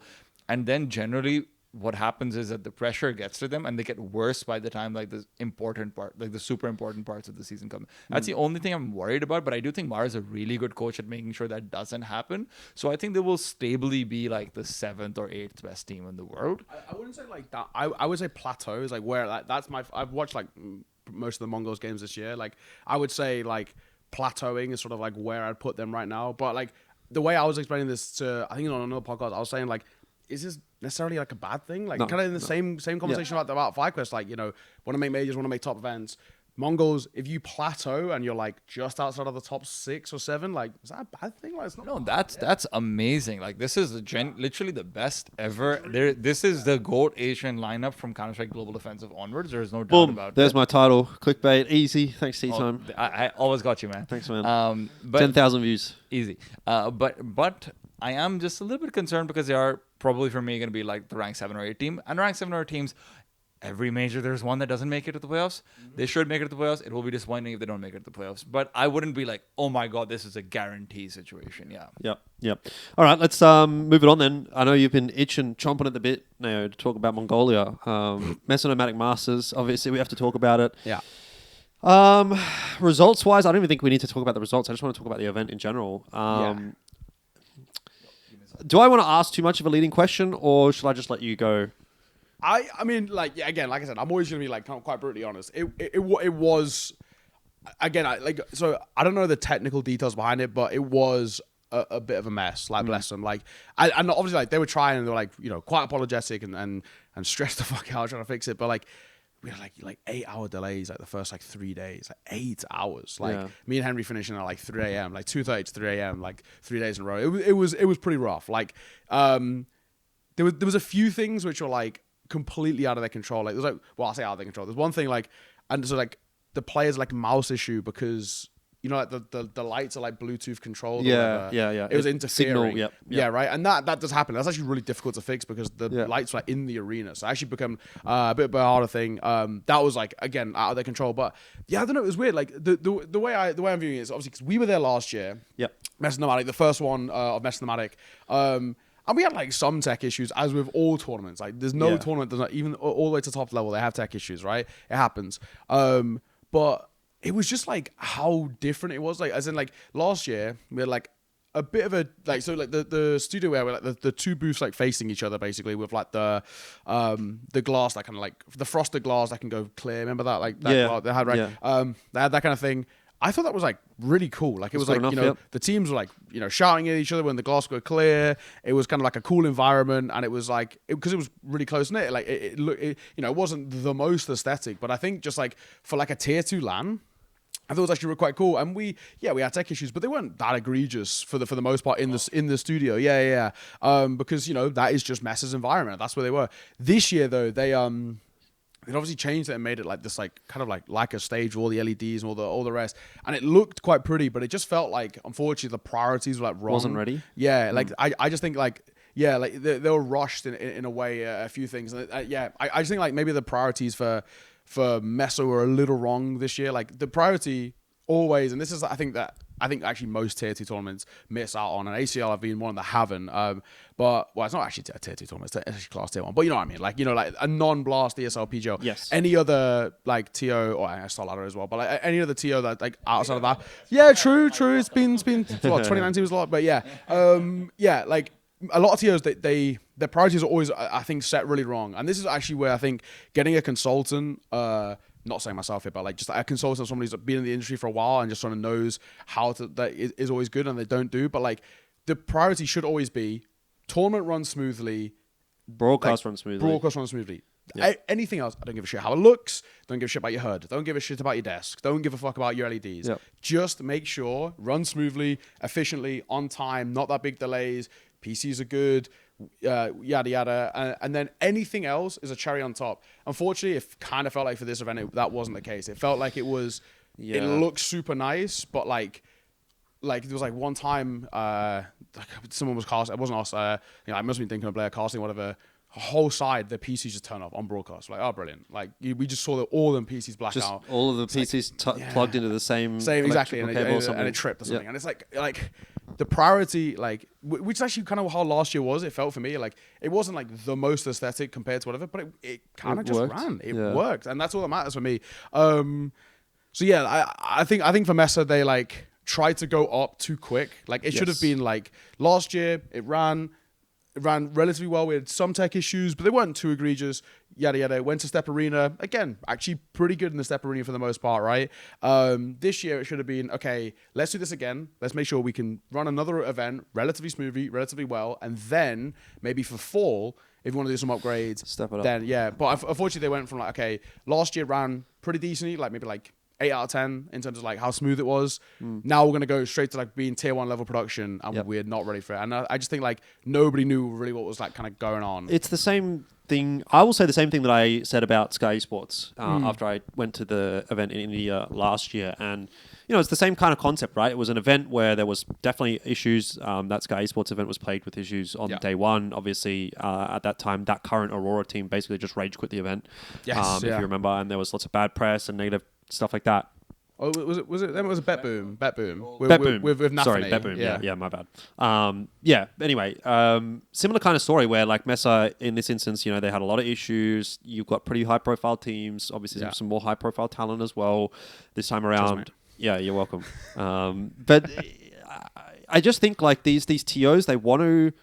Why are you trying to build a tier 1 product when you obviously can't even run a tier 2 product cleanly, right? Because the issue is as soon as you now start to involve international teams, bigger names, even the talent as well, you know, you're raising the profile of the event, and with that the expectations go up so much. Yeah, they put so much pressure on themselves. Even like small things. It's actually something that that got brought up to me that I thought was quite smart. Like we had these tech issues. We knew they weren't going to get fixed, but they're putting a 10-minute timer on the screen. Why? Why just don't put a timer. This pressure. Just say BRB or soon or whatever. Like, and I think it is these small things where again, like, comes back to like just needing a consultant, someone to be like, you know, this is not how it needs to be done. Exactly. I just think it's this thing like they took such a big leap of like. Also, like I don't really understand, and maybe I won't because I'm not in the business side of things, but like. What's wrong with being a tier 2 LAN? I don't know. We have so few of them, and they're actually really. I'll tell you, the reason is there's no fucking money. There's no money in tier 1 as it is. So. Exactly, but like they're cool. Like when these LANs get announced, like tier 2, like when MESA got announced last year, it was like, oh my god, people were like this keen for it. Yeah, and then even this year as well, like they're back. Okay, last year ran pretty decently. They're back. I mean, we even get it as well. Like obviously it didn't end up being great, but like when Sky Esports announced, I was like, okay, shit, another tier 2 one in the ship. This is great. I don't get this idea of like we have to now be tier 1. First of all, you're ranked as a tier 2 event anyway, so like why are you trying to? But even again, like priorities as well. It's like last year things ran mostly okay, and we had like tier 2 commentators, right, like us, and then even now going to tier 1, like I was like damn, like you guys put a lot of pressure on yourselves because like thankfully like the talent, like we have like all of them pretty great guys. I can't I can't speak high. Like they legitimately, like because of how like delayed it was and stuff, like if it wasn't for like I just spent like all day like hanging out with Henry. Love that bloke. Never like properly like got to speak to him before, like meet him. That was like my first time actually really like getting to know him. Genuinely, like I understand why like people speak so highly of him as a guy, and I can understand why. Like he's generally just like a lovely bloke. And if it actually wasn't for him, I probably would have gone a bit insane just because we had like a lot of waiting around and a lot of just like if I was with somebody I didn't like, I would have been quite bored of the. You were hanging out with Tea Time. Oh yeah, fuck mate. Why do you think I didn't like Yancheng? Like being with Henry actually made it like a lot easier. And then like, obviously like never met Bleh before, great guy, super easy to get on with. First night, bit of shit cunt in my opinion, but anyway. first night, it was only me and him there. Went for a drink, got to know him. It was great. Like it was a great event. Never met Prof. Never met Pala. Or I like said hello maybe like HTV Awards or whatever. Right. Like So like only one I really knew was Dinko. All great guys, great event. Genuinely, if it wasn't for them, like it would have been like a lot harder. But like I just think like for MESA, like this is like a real kick up the arse of like. I mean, the thing is, I actually do want MESA to do well because it's such a big fucking. It's such a big deal for like just to have lands in Asia, and like I kind of wish in a way, and we haven't got it, but like, I do sort of wish like the event finished and the first thing they said like, hey guys, like can you give us some advice? Yeah. Like, what do you think we can do better? Like, didn't get that, right? And No. I think that's a big thing. I mean, like, and credit to them, ESL did for every event. They put either they asked talent, they put a little thing up for the public as well to say what can we do better. Like that's a tier that wants to, like, I don't know, that kind of, I guess, has the priorities right. But this is the issue with message. I just feel like unfortunately they tried to take too big of a jump too quickly. Yep. Should have done like a couple of tier 1 events, even maybe tier 2 events. Sorry, maybe both for the spring and the fall this year, and then 2026, like, fuck it, that's 3 in a row now, ran pretty well. We can do events in the ASA arena, we can do events in the step arena, we've got a really good base here as well. Boom, let's give it a shot. And in worst case, if it doesn't work, we know we've got the fallback because we've done 3 in a row or 2 in a row, right? We've got that. But unfortunately, it's like we did 1 pretty well. Like I'll say last year it was pretty decent for the most part. Obviously some issues here and there, but always teething issues. But and then it was like, right, fuck it. Let's shoot for the stars immediately. And it's like, wow, like you guys, like, unfortunately, they just weren't ready for it. Yeah, because I'll just give a bit of speculation about why this is. From what I imagine, MESA has a very different day-to-day team than an investor team, right? So when you're comparing it to, for example, their C-levels even, who we actually talked to last year, for example, like, the finance guy, Ulamj, I think is 1 year. He's technically their CFO, but like all of their decision making, it's a very Asian company, like startup company in that regards. Like all of their decision making in terms of has to be run by, because like pretty heavy micromanaging, like big boy people. Yeah. And even if so these people fundamentally sometimes, and I'm not saying this is true with MESA, but like, from what I've heard about Sky here and there and whatnot as well, and a few of these Asian tiers, sometimes they do not understand esports and the costs that are. So what they say is, hey, we want to have a bigger event, and sure, we'll figure that out. But why would we then, let's say, maybe save $20,000 on the stage and to spend that on hiring a better server technician or a better networking guy? Because like, fuck that guy. Why would we spend $20K on that? We need a bigger stage because it's a $250,000 tournament. We need a stage for that, right? And then when there's such a disparity within like, hey, what they think or so the on the ground people think, and MESA is a very young people company, like in terms of the on the ground people, like everyone we sort of like met with, and mid-20s to, I think that the oldest person might have been like Ganba, who was like I think 30 or 31, maybe something like that, right? So it's like when you compare that, it's just such a disconnect that I think when you try and level up, for the lower tier employees to justify that level up, they have to say, oh, it's going to be a big stage, this and that, but then no one actually coughs up money on important things. So even for example, where like they expanded the talent team, not just like they got higher tier talent, but they got like 6 instead of 4 last year and whatnot. You guys all got individual rooms this year and whatnot, right? Like, however, the quality of those rooms will probably cost more, like, on paper. All of these extra costs, instead of, for example, being like, hey, maybe we can like shave off some things here and there. Maybe we don't have a big stage, and maybe we just get like let's say one of the network engineers who freelances for ESL, right? Or one of the like server people who freelances for admins as well. Even people like, let's say, Relog, right? So like it's not like the only people in the world who can run LAN events on our tier 2 level are ESL, PGL, and they're obviously the best. Yeah. But we've actually the reason why I would contrast them with Relog is because like last year I did like one of their small Relog LANs, and it's very similar, right? $300,000 prize pool. Yes. 8 teams, 4 teams coming out from South America, so there's actually a fair bit of travel and whatnot involved. And Relog is amazing at things like networking and figuring all of like the LANs out and routes and everything. And they were in a new venue. Like this wasn't even like they were using their old studio. They just rebuilt a studio like 2 months before that, and it was almost completely perfect. Like there was one day technical issues. Fuck it, who really cares? Like that's understandable. Yeah. Just day one tech issues for any organizer that doesn't do an event like ESL every 3 months. That'll happen. It's okay. And unfortunately, that's where TOs like MESA have fallen short, because they refuse to even go to like the tier 2 people over there, because it's like, oh, why would we spend like $15,000? And to be fair, they're expensive. These are expensive services. Why would we spend like $15,000 or like $30,000 on like, let's say like Relog to come over here and like help us like network all this shit? We don't need that. We can do it ourselves. We got network engineers, guys. You have computer science graduates over here, and that gap, unfortunately, that's not learned until you fuck up so badly that this happens. But the problem is, though, it's like it's happened enough times now. It's been like a couple of years for MESA. Like it's gotten this. So I wasn't at the event, obviously, and I will give the disclaimer. I didn't watch the event because like I was in. I just had shit to do. I went back to Pakistan for a week. I had a lot of stuff to take care of. I just didn't care about it enough at the time being. I don't understand how it gets this much worse. Like, to the point where it's the same studio. Yeah. And you get it worse to the point where, like, from what Neil was telling me, like, what, 8-hour tech delays? Yeah, I mean, I'm pretty sure day one, I think we're meant to start at 3 and we didn't start until 11 Mongolia or time. midnight, I think it was. Something like that. Yeah, I don't know. Like legitimately, like, the only, like, the thing that, I would actually, I don't know, like, I don't even know how to do it. I don't know whether, like, I reach out to them, but I actually wish they just said, like, hey, can we get some advice? Like, you know, even, like, for me, like, I've worked both now. Like, what can we do?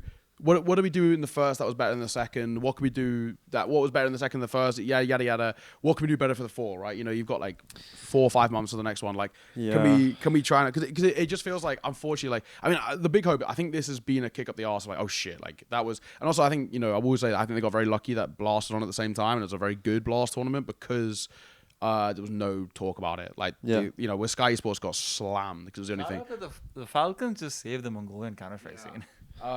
But no, like, I actually, like, just, like, I wanted them to do well, and unfortunately it just felt like priorities were a little, like, little off in terms of, like, what should be, like, you know, and there's, like, you know, there's, like, loads of, like, dumb little details I can give, but just generally as a whole, I just think, like, for them, I hope that this is, like, kick up the off, like, okay, shit, that was rough. You know, I think we maybe bit off a little bit more than we could chew by trying to go, like, straight to the top, and, like, I think, generally speaking, even, like, you know, speaking to kind of the tier 1 guys, I was kind of the only one, sort of like, I guess, the only tier 2 guy amongst those guys, and I was sort of saying to them, like, you know, like, hey, like, you know, this happens in tier 2, like, you know, I think we're all fairly experienced with it now, but even this, like, it's never normally, like, kind of this long or this bad.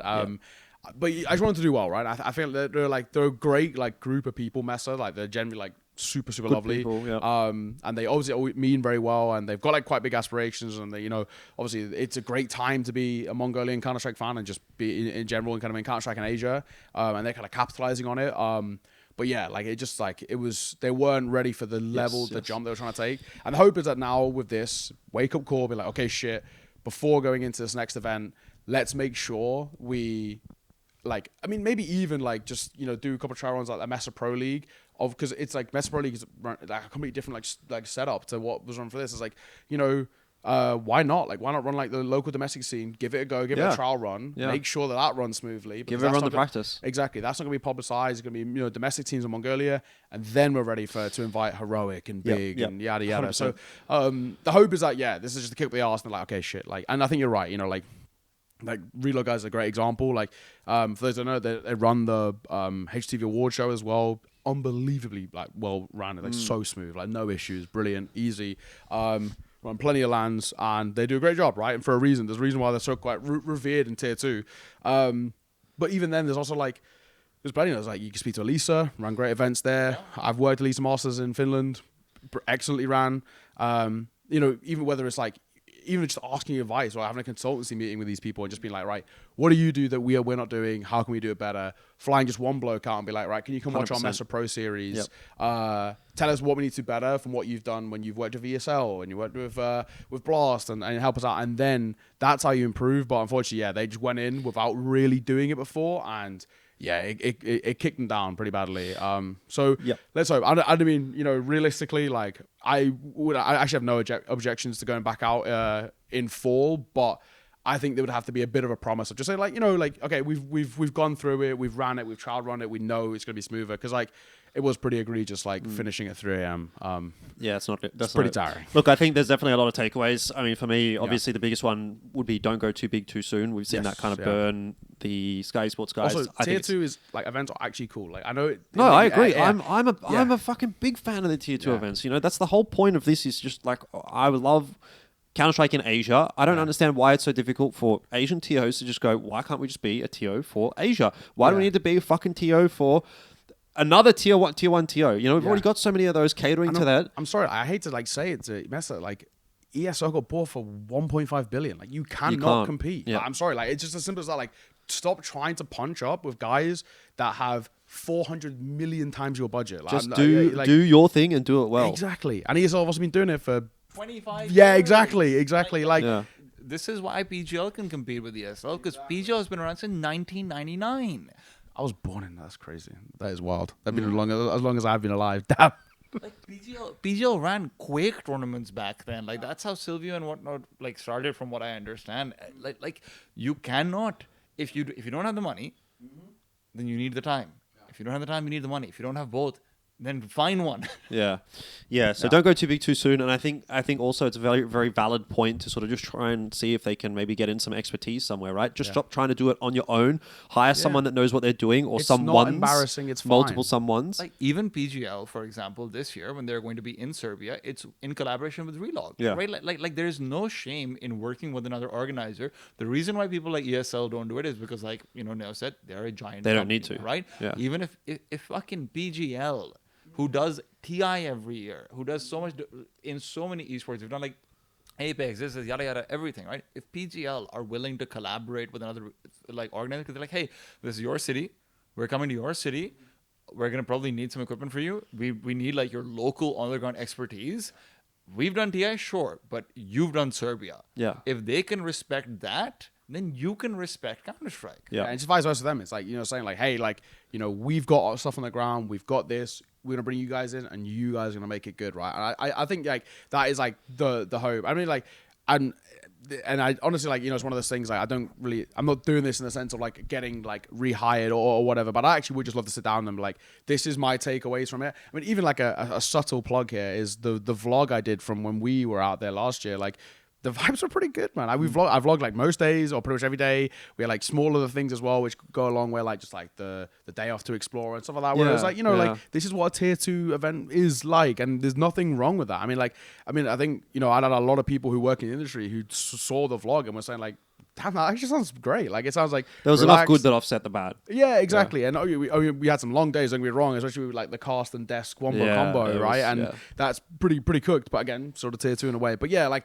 I think like the way I think they should go back to. I hope they do go back to the roots. I mean, I still think that can include tier 1 talent, like that's fine, but like more of a tier 2 show, right? I think like the tier 1 guys actually do bring a lot to the event, and it's kind of cool like hearing their outlook, especially someone like Bleh, of course, like a you know, a legend obviously in the region. I will clarify, I'm not saying that anyone shouldn't get hired. No, I know. Well, no, what I'm saying is like the tournament itself, though, being a tier 2 LAN, and then if you want to have tier 1 talent, do it, right? Like, I think that's a sick idea. Like, I think that's somebody used to do. Yep. Like there's so many organizers in the past who have done that, because tier 1 talent come in and they're like, hey, sure, might not have the team, we'll have fun with it. And tier 1 talent also enjoy doing that shit, because they're like, yeah, well, not the same stakes, we'll have fun. You go somewhere different, you do something different. But you have to make it a decent event. You know, you can't just be bringing people in and having it just be a fucking shit show. But again, more than anything, like, you know, like, I don't give a shit what tier talent you have or anything like that. Just should be priorities, like checklist of like tournament runs on time, smoothly. You know, PCs and the general setup, like booth setup, works. We've tested it. We know it works, which it didn't feel like they did. And we've tried playing a game of Counter-Strike in the arena, right? Because obviously, like, we got to the arena and immediately none of the mice work. So like, the show match can't be the test match. Yes, really, yeah, exactly. Like, you know. So yeah, it unfortunately for them, it just felt like priorities were a little bit off. And I think like the only advice I could give to them is like next year is like later this year. Later this year and in fall is, I think like the main thing that I think a lot of these TOs forget is that I know you like your fancy stage and shit. No one cares. Like, as the game doesn't run, no one cares. Like, nobody gives a shit if your stage looks cool or your desk looks cool or whatever. If you can't like run the game on, all that matters, you could run. You could run a tournament without showing the desk at all, or not having a desk, or not having boot. Yeah, an online cast would go better than not having than a fucking 9-hour delay every day. Yeah, exactly. So like, I think like just priorities always just seem a little off when you. But again, I think it comes back to like where people who are like on the ground versus like investors or whatever have a different mindset about it. Like if the game, like if they can just make it back to like sort of, I guess, sort of how it ran last year, where it was just their setup. We know how that this is our domain. Yes, we've got the shit on lock.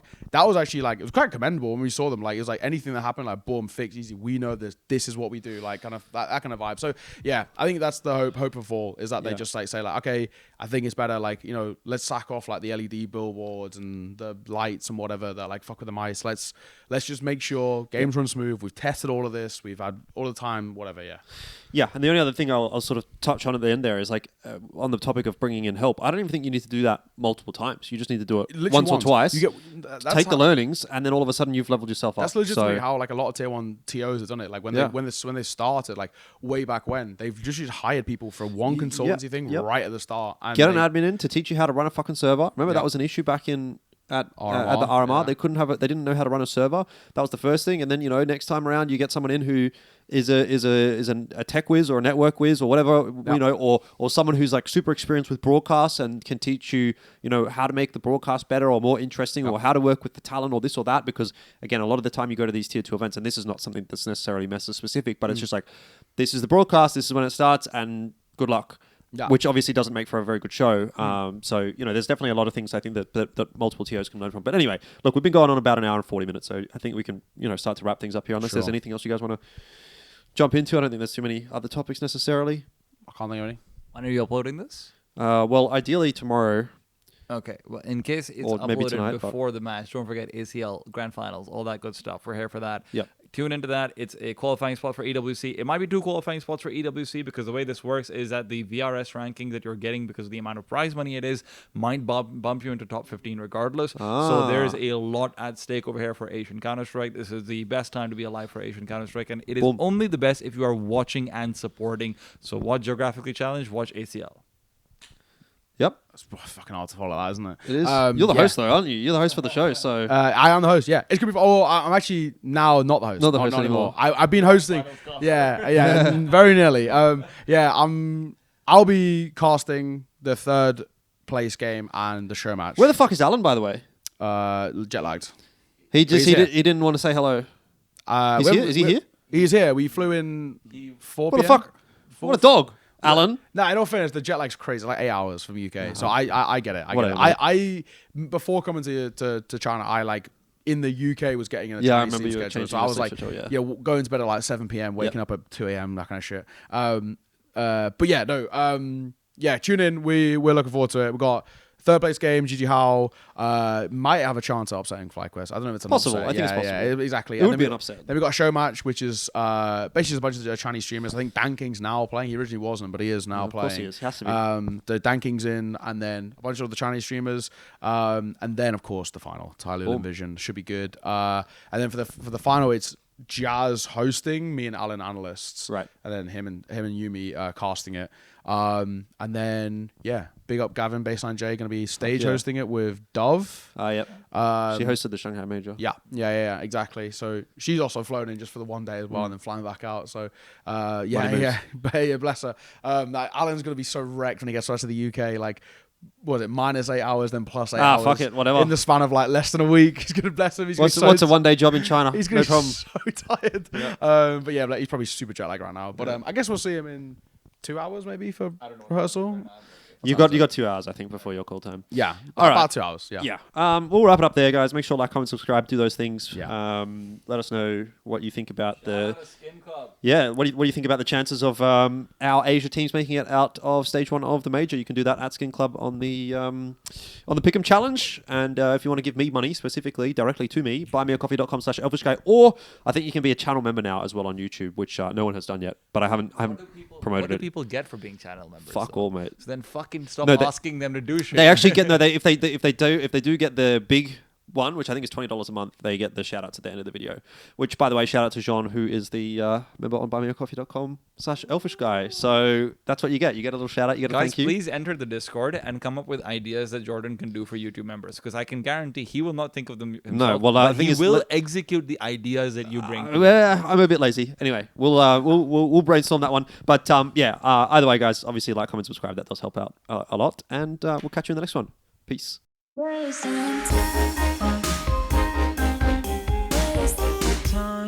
Hey guys, just at the end of that video and heading into 2025, I want to give a massive shout out to Jean, who has been a big supporter of mine on buymeacoffee.com/Elfishguy. She's been a member for over 12 months. And if you'd be interested in supporting my content and getting this content grind going, then head over there as well and check it out. Thank you very much.